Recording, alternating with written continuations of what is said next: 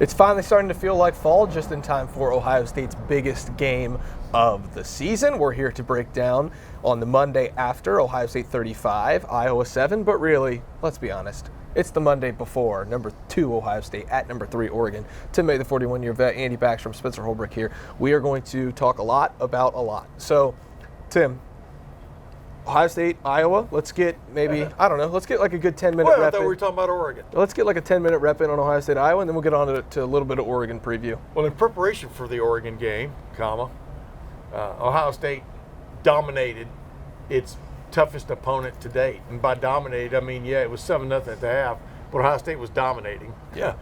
Even on defense. Iowa had 90 yards offense or whatever it was in the first half. It's just Ohio State shot itself in the foot a couple of times near the end of the first half especially, but then came out in the third quarter and had one of the great third quarters of the last decade. I mean, against a quality opponent. And just, you could see Kirk Ferentz and his team kind of standing over there on the sideline, almost in shock about what just happened. Ohio State never relented until it took its basically its starters, its top 15 guys on defense off the field, and finally Caleb Johnson got a trash time touchdown for Iowa to put them on the map. Obviously, Iowa missed a field goal early in the game, but other than that, I mean, this was all Ohio State, and there's hardly any other way to put it. I mean, it was another exhibition by Jeremiah Smith, Emeka Egbuka, Will Howard, and the 2 running backs, Quinshon Judkins and Travion Henderson. Did I leave anybody out? I don't think we got to do anything more on that. I think the offensive line looked great. We'll get there. Andy, I thought what struck me the most about the rewatch was those turnovers really killed Ohio State, because this was pretty much dominant all the way through. You just couldn't finish drives. The Jeremiah Smith fumble, you're probably going to score on that drive. You look like you really had something going there, cooking on that drive after the first drive when they just completely dominated Iowa and marched right down the field for a touchdown. Like, this was never in doubt. But then again, you look up at halftime and it's 7-0. A little bit of a weird first half, just because, again, it was so dominant, but also you're only up 1 score. Give some credit to Iowa, too. They played that first half exactly the way they wanted to. And also the turnovers that did happen were forced by Iowa. They just weren't Ohio State throwing it away. The fumble that was forced by Jay Higgins was a great punch out that we've seen from Lathan Ransom the last few weeks before that. So that was a good play by Jay Higgins, coming back and then recovering the fumble as well, forced on Jeremiah Smith. And then the interception was a good job by Sebastian Castro to kind of undercut the route. Probably an ill-advised throw by Will Howard, third straight game with an interception, something to monitor going forward. I know he wanted that one back. It felt like he probably needed a little bit more air on it, but it was a really hard throw to make regardless. Probably not the right decision to make. And then the turnover on downs, I think people forget about as well, was a good play by Y.A. Black, their defensive lineman, who just shed Donovan Jackson's block and made the tackle on that quarterback power play for Will Howard. So I do think that Iowa played some decent defense at times. Like, it wasn't like Ohio State did everything it wanted. Yeah. But overall, they did move the ball well. And like you said, once they stopped shooting themselves in the foot a little bit, they were able to capitalize on those defensive takeaways in the second half. I wonder if people totally appreciate what we do every Monday, because it's obvious we bring a little bit of a taste of Ohio State and Ohio Stadium in its totality, except for the fans with the planes flying over. Yeah, we got to deal with it. It's like Old Shea Stadium in New York. Yeah, exactly. I think that's a good point, Andy, because Iowa has playmakers, and so sometimes playmakers stop other playmakers. And, like you said, credit to Iowa for that. I guess the larger point is that if Ohio State doesn't turn the ball over, and I know they were forced by Iowa, but if Ohio State doesn't turn the ball over, takes care of the football, it runs away with that game earlier. And you can't do those things on the road against the number 3 team in the country. And so you have to look at it that way of like, yes, Iowa made those plays. Can Oregon make those plays? Absolutely. Oregon's really, really good. And so Ohio State has to be better at taking care of the football. Ohio State has to be more disciplined on the offensive side of the ball. Ohio State was really, really good on defense, but, the tight ends got open. They found some creases in the zone. I wonder if, they were, almost allowing that at times, sitting back in that zone that we don't really see them play too often. It was just a weird first half. So to see them come out in the second half and completely demolish Iowa, whether it's the the opening touchdown drive or the very next play, Jack Sawyer strip sack, which creates a short field, which guess what? That's another touchdown for the home team. And then, you get another turnover and that's another touchdown for the home team. It's like this team does have a little bit of a snowball effect where even when you think that you've got them pinned down and maybe you can, make this a game in the second half, they've got that ability to just hit the gas, Tim, and just kind of go. Yeah, my fresh take is I think Ohio State faced a tougher defense against Iowa than it will face on Saturday. I think Oregon's really good on both sides of the ball. But I thought that was a good sparring match with Iowa and its defense. And then the flip side of it was I didn't really have any big trouble about playing soft, Ohio State playing soft with the intent of shutting down Caleb Johnson and Iowa's rushing attack. Make them chip their way down the field. That's why you saw Luke Lachey, Jim Lachey's son, tight end for Iowa, lead them with like 5 catches, I think, but for 36 yards. Yeah. Sometimes you just give those up and then live to play another play, and as opposed to giving up any kind of like breakaway or touchdown. Iowa really, I'm trying to think, did Iowa even come close to a big play with the exception of the one run down the left sideline by Caleb Johnson, and then Ohio State still ended up forcing them there. I'm trying to remember if I even came close to even scoring a touchdown. So it was before the game was in hand. Yeah, so it was 2 28-yard runs by Caleb Johnson. That's 56 yards, and other than that, he had 85 total. Right. So my 29 point was yards. I thought it was a good defensive plan. Yeah, this week is a total different challenge with Dylan Gabriel and the way Oregon wants to play offense. Well, Caleb Johnson has done this all year, so it's not surprising to me that he has 2 carries for 56 yards and then 13 carries for 29 yards. That's what this offense is. The only problem is most of the time he gets loose for 80 yards and scores a touchdown, and Ohio State just didn't allow that. And so, his numbers are basically exactly what you thought they might be. 2 28-yard runs, one of them for a touchdown against the twos, and then 13 carries for 29 yards.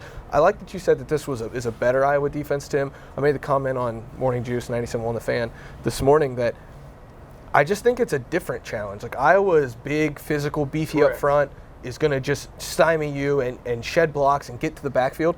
Oregon is probably the most athletic front Ohio State will see this year, and that's not a trope about the Oregon of yore where they were just light in the ass and they didn't really.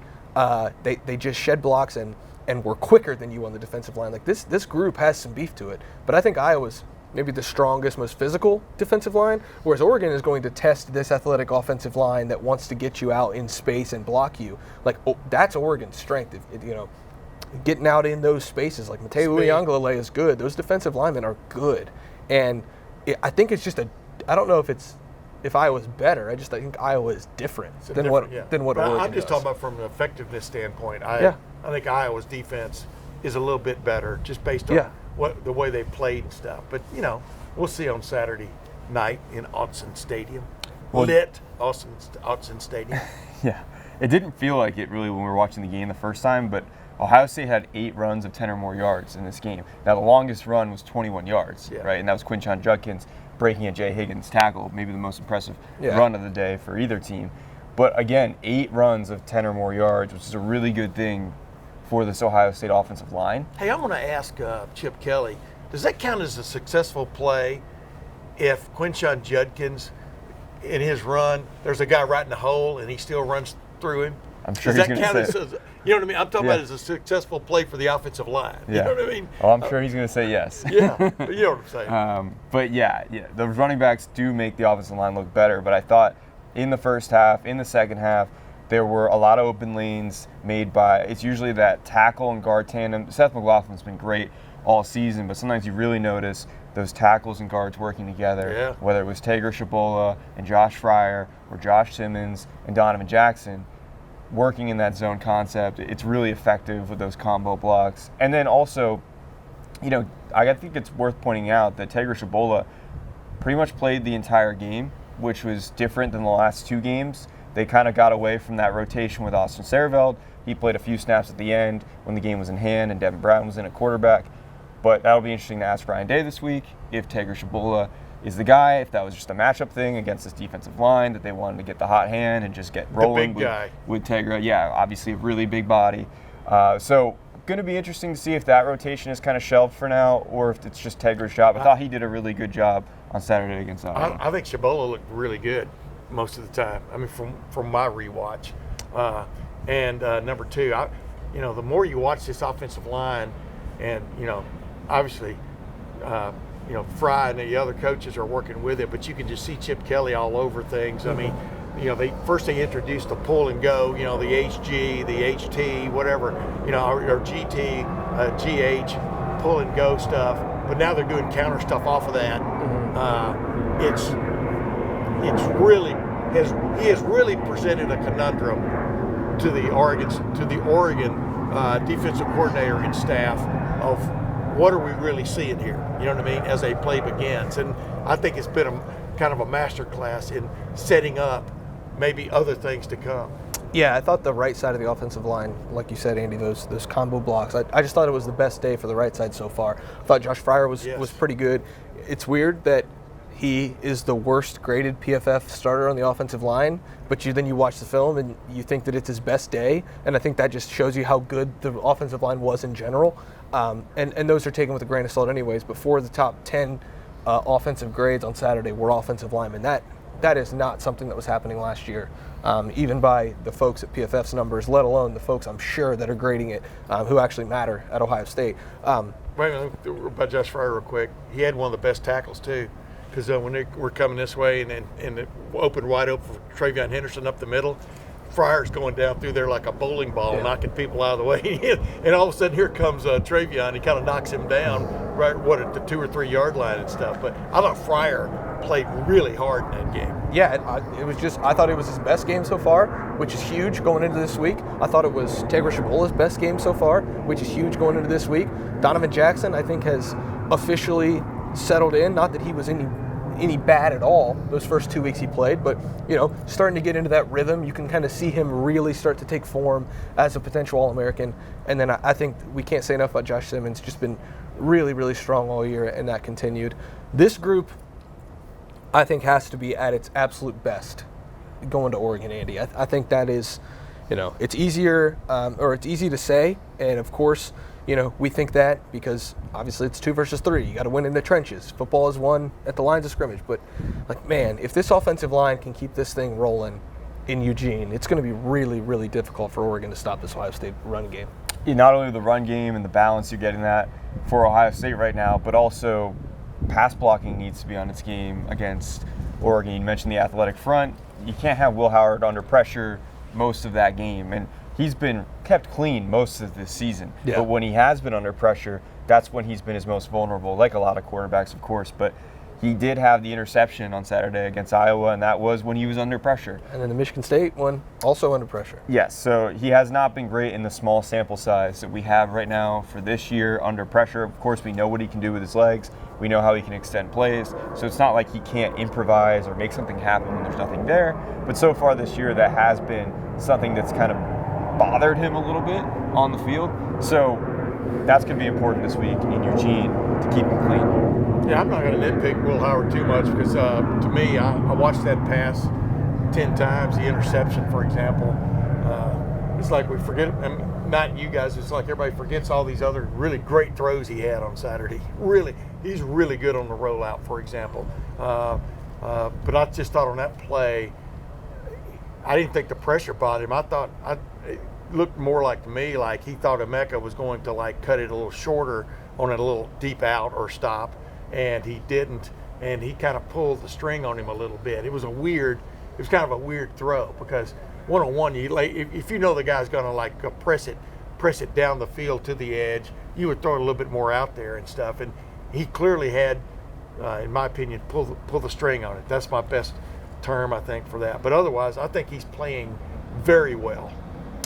Ohio State fans, let me tell you something about Rhoback active wear. There's only one way to describe Rhoback: best fit, best feel. For those who aren't familiar with Rhoback, they are completely changing the game with their incredibly comfortable activewear.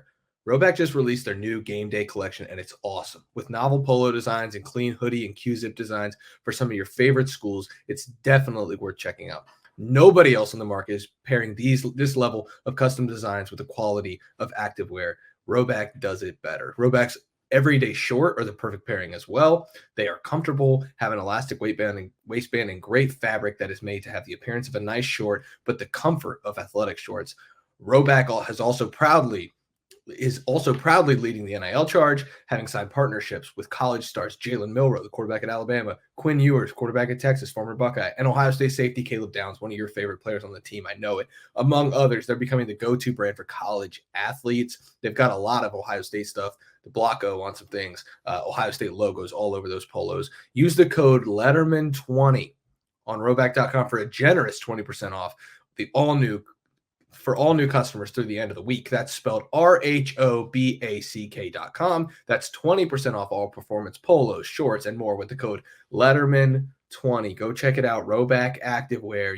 Enter the code Lettermen20 for 20% off your first purchase from our friends over at Rhoback. I've been rocking the Rhoback hoodie for a long time. Come join the fun. You've been wanting Rhoback. Now you've got a chance to get some Rhoback and get the Ohio State logo on Rhoback. Go to Rhoback.com, Lettermen20 for 20% off your first purchase from the folks over at Rhoback. I think he's running the offense, and then you turn to him to run, 10 times? How many of those were called? 6 or 7? I think it was just 4 or 5. I don't think it was 6 or 7. It might have been, yeah. It was a good number. I mean, he opted to run a couple of times. To me, that's a called run, because he has the option to run, and then he just took off a couple of times. But the bottom line is that's a weapon. And they kind of rolled that out and had a little test flight against Iowa. You know what's interesting, Andy, is every time Will Howard throws one of those interceptions, and it's only been 3, all 3 of them, like the second it left his hands, he looks like he knew. Like, Yeah, when you pull the string. Yeah, especially the Michigan State one, he knew for sure. Yeah. You could tell that he was kind of like, I think I just threw a pick in the Marshall game, the first one of the year. And then this one, he throws it, and you can kind of see him as it goes. It's like, I just threw a pick. Yes. And, other than that, though, and again, you can't just dismiss those. I think he had 4 incompletions and 5 touchdowns. And, man, it's pretty good. I'll say this. Will Howard, I apologize. I did not understand how good your game was when it came to those throws to Emeka Egbuka on those last 2 touchdowns were darts. And when you get him throwing confidently and he's planting and he's just firing like that missile, the third one to Emeka Egbuka was just an incredible throw. That is really hard to stop, because the one thing we didn't know maybe about Will Howard, or maybe there's a few things that we didn't know heading into this year, is okay, how good is he accurate in the red zone? Kyle McCord struggled at getting the ball into the end zone in the red zone. Those 2 throws against a pretty decent secondary with really strong coverage on Emeka Egbuka, those were really, really good throws. Those were like the throws that we used to see from C.J. Stroud and we saw from Justin Fields and Dwayne Haskins. You have to thread the needle there. And I thought those 2 throws were okay, this guy has that in his arsenal. If he starts unlocking that along with everything else that this offense is doing, now you're kind of turning up the heat. You're really cooking.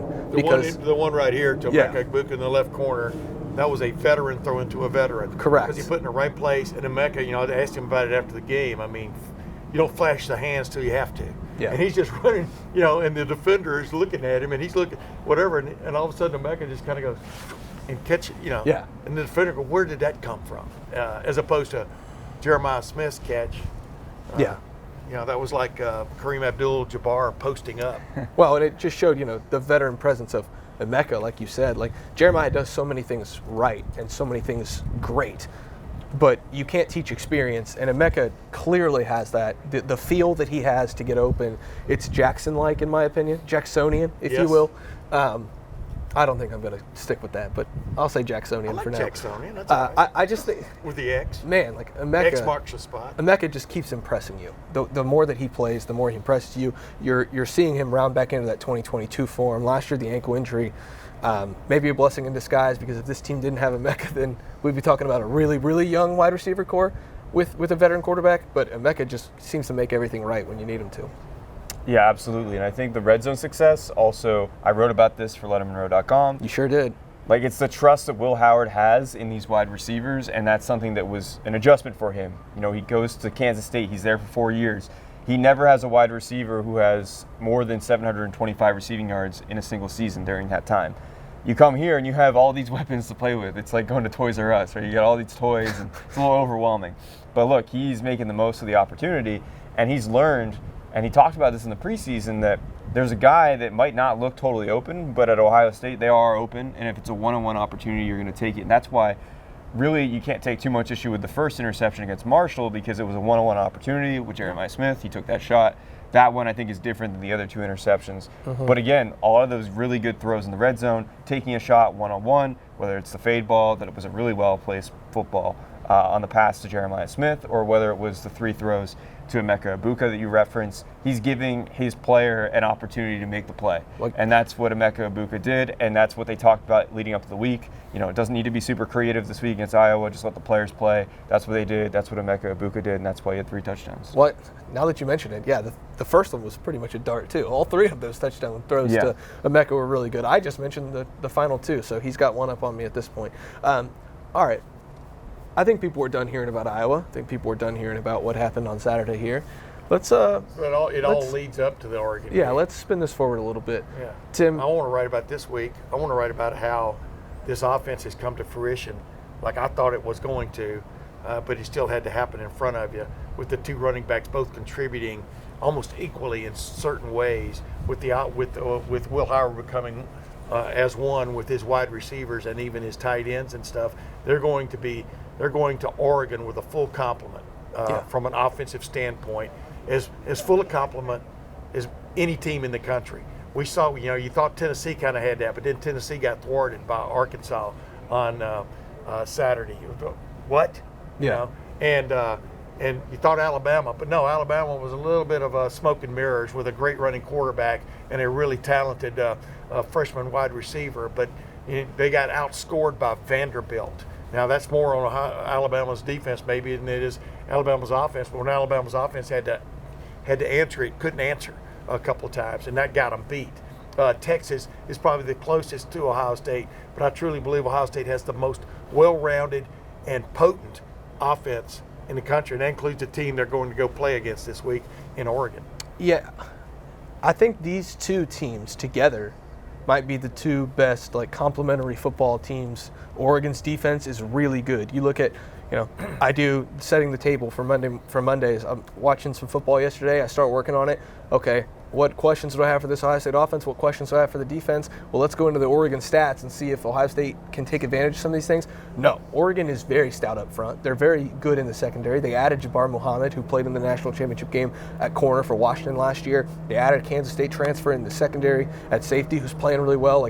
This is a good football team, and they might be the only comparison you have to, the offense and defense together that Ohio State has. Obviously, Texas, you could put up there, but I still, you still have questions about, I guess, some of the things that Texas. These 2 teams, I think, have the fewest questions right now in the country, and now they get to meet.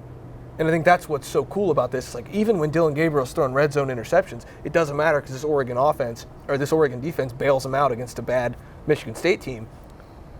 Ohio State, you had an interception that went down, and Michigan State could have scored or did score, but, this defense bailed out Ohio State when it wasn't playing good offensive football with the red zone turnovers.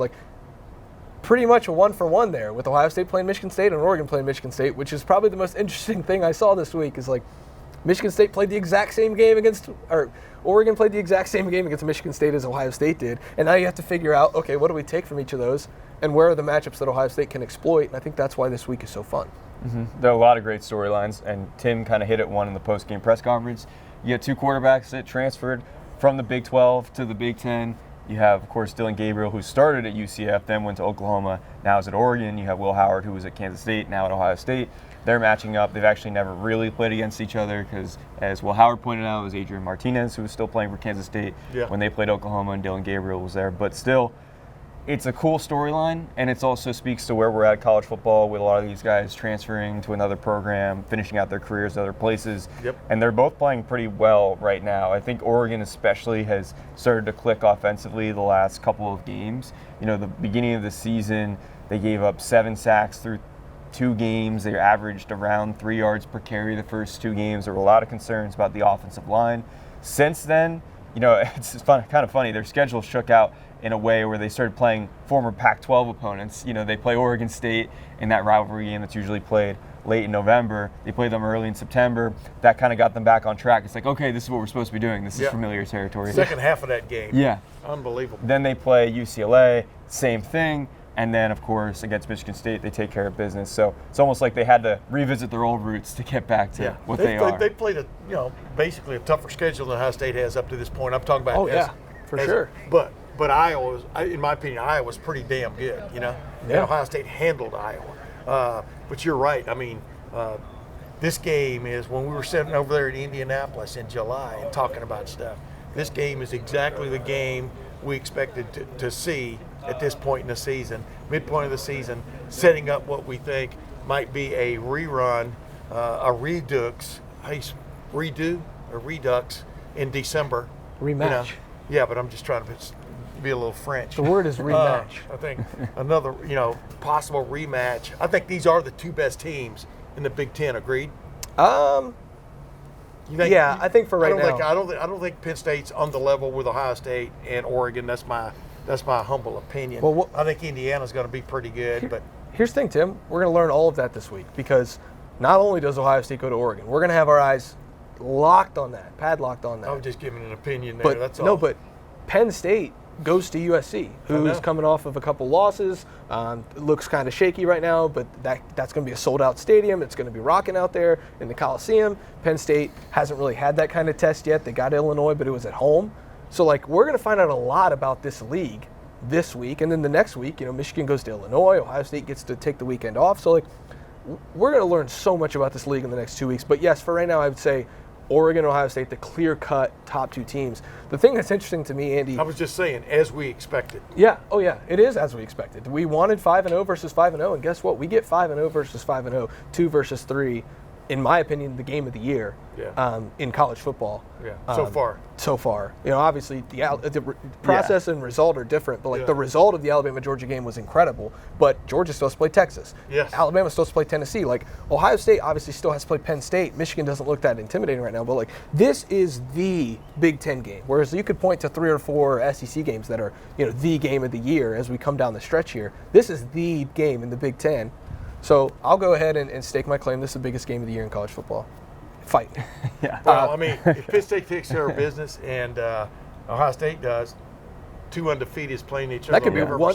That could be 1 versus 2. Who knows? Exactly. Yeah. So, all right, let me spin this forward. 3 teams in the Big Ten in the top 4, first time in history. I got a little off track there, Andy. So I'm looking at all the stats, like I said, for Oregon, and I noticed one thing. It's oh man, they're really good against the pass. They're really good at defending this. They're really good at doing this. Hey, what's this run defense look like? Oh, well, it's really, really, really freaking good unless they're playing Ashton Genty, who's the best running back we've ever seen. So that's hyperbole, I promise. He's not the best running back. But right now he's the best running back in the country with a bullet. Do you separate that? Do you think that that's something that Ohio State can look to for an example of how to run the football on these guys, or do you think that Genty is so one of one? Because Oregon's run defense overall has been really good. You separate the Genty stuff from the other games, and it looks like Oregon can stop the run pretty well. But I think Trevion and Quinshawn are more Genty than not Genty. So where do you fall on this? Ohio State running the football, in this matchup against Oregon. We're kind of getting in the weeds here, but I want your opinion on this. I don't think Ohio State's going to really do anything differently in the sense they're not going to change their approach holistically going to this game. They're going to try to achieve the same balance they've had through this point of the season. They're going to want to try to run the football to start the game. Look at the drives they had against Iowa. And I know it's somewhat opponent-based, but you start out with a 7.5-minute drive to score a touchdown to open the game. You start out the second half with more than 5 minutes of game time, taking up a long drive down the field. Yes, you're playing Iowa, who would like to control the clock if it could, so I get that you're kind of trying to give them a taste of their own medicine, control the clock, have possession.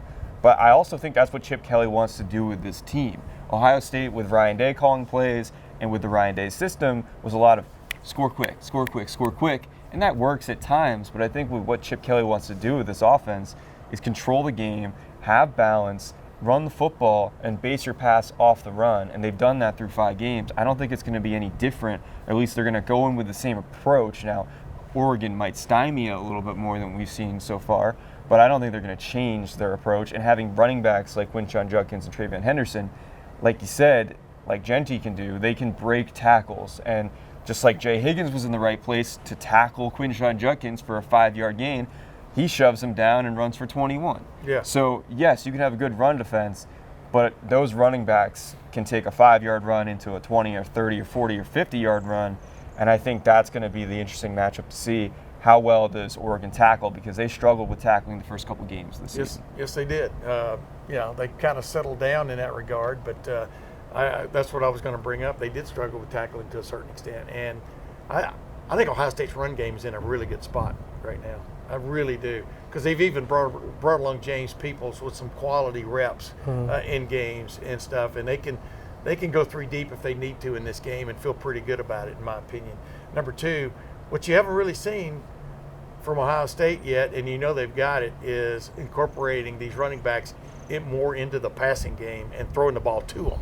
You know what I mean? From other than just a little screen here and there and stuff. And I think it could be the next tool that comes out of Chip Kelly's belt is that aspect of the game. Just like on Saturday, the tool that came out of the belt for the first time in a prolific way was running the quarterback. So I think Chip Kelly and Dave feel pretty good about where they've gotten to with this offense, and especially the run game. Because what they needed to do more than anything else was establish a physical and athletic offensive line. They've got these guys feeling pretty damn good. I mean, a lineman, man, when he gets to pull out and just go lead, and like Shabola, I saw him actually kind of scare a guy on Saturday on one of those pulls, because clearly when the guy's like, 230 pounds out there on the edge and you're coming straight at him and you're 330, a smart man gets out of the way or backpedals, and that's exactly what he got from that guy. And it was kind of cool to watch, but it just shows how imposing these guys can be when they're out on the edge or when they're blocking inside. I thought they did a great job of thwarting basically the 2-gap concept that Iowa likes to play with this defensive line, meaning, you line up and you're playing both this gap and this gap, but it frees up your linebackers to a certain extent. But the other thing it does is it makes you aggressive at the start, meaning maybe even getting a stalemate there. Ohio State many times was winning the stalemate and shoving those guys back into the second level. Iowa's famed defensive front, and they got to feel good about themselves coming out of that game, going into like a big match like this, because I think Oregon is a good defensive front. It's not as physical, in my opinion, watching them on video, but they are really quick. They really jump into gaps big time and stuff. So this will present a little different challenge. 2 things for you, Tim, based on what you just said there. Ohio State, 3 running back catches on Saturday, 0 yards. TreVeyon Henderson had 2 catches, I think, for 2 yards. Quinshon Judkins had 1 catch for -2 yards. So that subtracts 3 catches, 0 yards. I think you got to have a little bit more out of them, when you get into these matchup games. And that's what I just said. said. Yeah, exactly. Yeah. I'm just furthering that point I'm just there. talking about throwing the ball down the field instead of that wide, stupid, stuff that drives me nuts. So we almost said a bad word. We haven't seen any wheel. We haven't seen anything like that. Nope. That we know TreVeyon can do. We saw Jeremiah Smith run a wheel. Yeah, well, from the running backs, we haven't seen no. TreVeyon do it. We've seen him do it in the past. We haven't seen Quinshon do it. He can do it from his time at Ole Miss. So, Smith's one of the great wheels of all time. There are new things that this offense can continue to do, and there are new things that you can discover over at lettermenrow.com. I'm going to get us out of here because we would stand here and talk for 3 hours, maybe even longer. We stood here so long the sun came up. I know. Well, the sun never sets on the Ohio State Empire. I think that's the saying. That's probably right. Tim May, the 41-year vet, Andy Backstrom, Spencer Holbrook. We got a lot to do this week. At noon, I'm going to take over the Oregon message board over at Scoop Duck for On 3 and talk with the Oregon folks. I'll report back to hear what they have to say about Ohio State when they ask me some questions. Tomorrow, on Tuesday, Justin Hopkins from J-Hop, as they call him on the left coast, is going to take over the Lettermen Lounge message board, and he's going to talk to Ohio State fans. Make sure you do not miss that. He is just a wealth of knowledge on the Oregon Ducks. That's going to be a lot of fun. We've got a lot of coverage coming. We're setting the table this week. We're breaking down some analytics. We're talking PFF numbers. We're talking Ohio State and Oregon. 3 versus 2, 2 at 3. Tim May will be there for 2 at 3. Andy Backstrom will be there 2 at 3. And me, Spencer Holbrook. It is number 3. Number 2. And by the way, on the Tim May Show, I've got Bill Bender, national correspondent for Sporting News, and a guy named Paul Feinbaum, the Mouth of the South, just kind of giving his perspective, especially about the disaster of the Southeastern Conference, and then the game of the year, maybe Ohio State at Oregon. I already declared it the game of the year, Tim. There's nothing we can do about it from here. All I did was follow up on that. It's number 2 Ohio State at number 3 Oregon. We are very, very excited. But for now, we're just breaking down the Monday after Ohio State 35, Iowa 7. We'll see you guys over at LettermenRow.com. Do not miss any of that coverage. See you at LettermenRow.com. We'll see you in Autzen Stadium on Saturday.